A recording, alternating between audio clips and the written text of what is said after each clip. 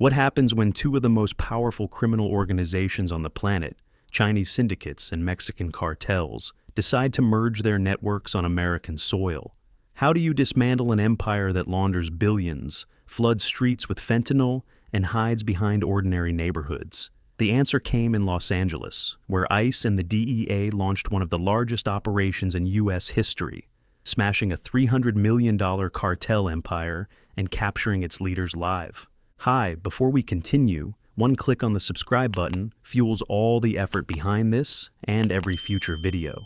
Let's break it down, the entire story, the shocking discoveries, and what it means for America's future. Los Angeles woke up to chaos and disbelief as helicopters circled low over the San Gabriel Valley.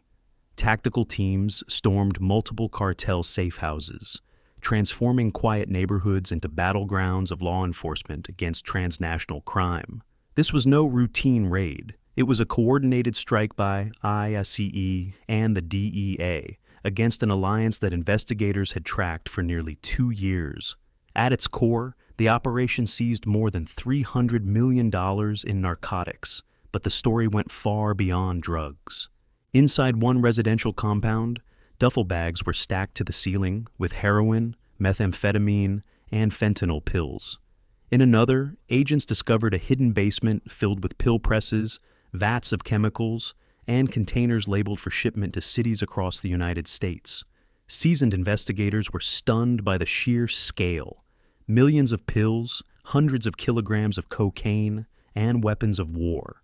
Crates of assault rifles, modified machine guns with silencers, and handguns sat next to the narcotics. Intelligence suggested these weapons were trafficked in both directions, arming cartel soldiers in Mexico and returning north for targeted killings and intimidation campaigns. The drama escalated when agents cornered the two ringleaders. According to affidavits, Li Zhen, a Chinese national, and El Moro, a powerful Mexican cartel boss, were trapped inside a downtown Los Angeles warehouse. Panic set in quickly. El Moro allegedly tried to burn ledgers and laptops loaded with money transfer records. Li Zhen attempted to escape through a reinforced window before agents tackled him, dragged him back inside, and secured him in handcuffs. Witnesses described the arrests as chaotic, emotional, and decisive. The empire's core leadership neutralized in real time. This operation wasn't improvised. For years, investigators had tracked how the cartels supplied narcotics, while Chinese networks provided laundering infrastructure. Profits were moved through shadow banking systems, cryptocurrency platforms, shell companies, and even charitable organizations. The result was a criminal pipeline stretching from Mexico to Los Angeles, New York to Hong Kong, and back again. Federal agents stressed that today's strike wasn't just about removing drugs from circulation. It was about dismantling the financial backbone of a global empire that has drained billions from American communities and cost thousands of lives.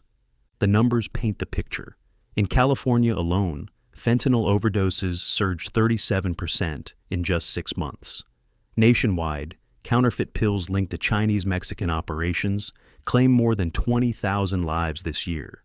Every container seized, every pill taken off the street represented a potential life saved. But investigators admitted the question lingered.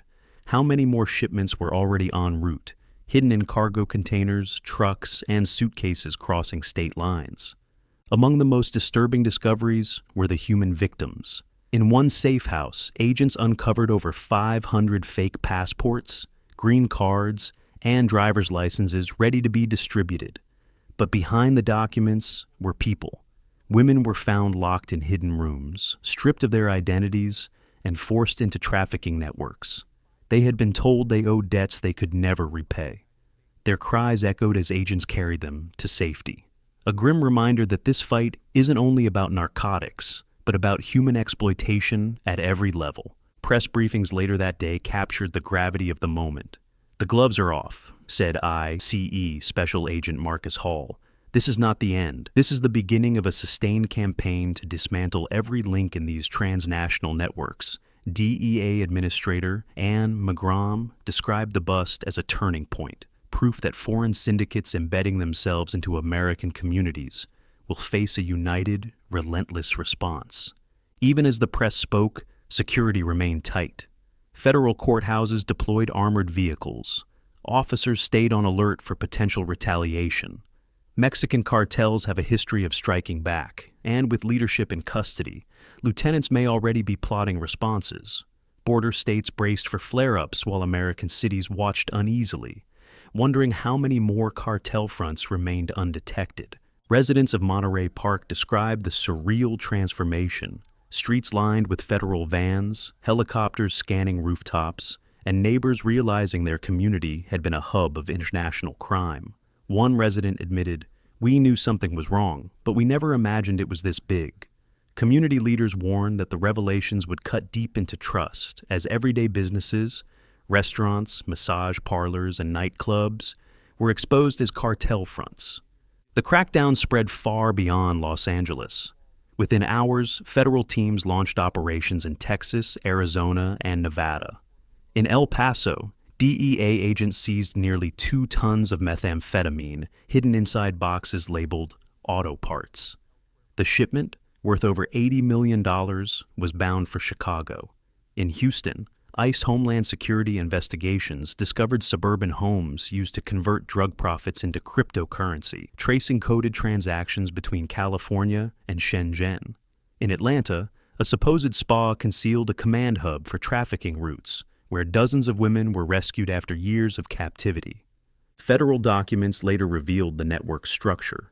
It operated like a multinational corporation, with divisions for logistics, finance, enforcement, and recruitment.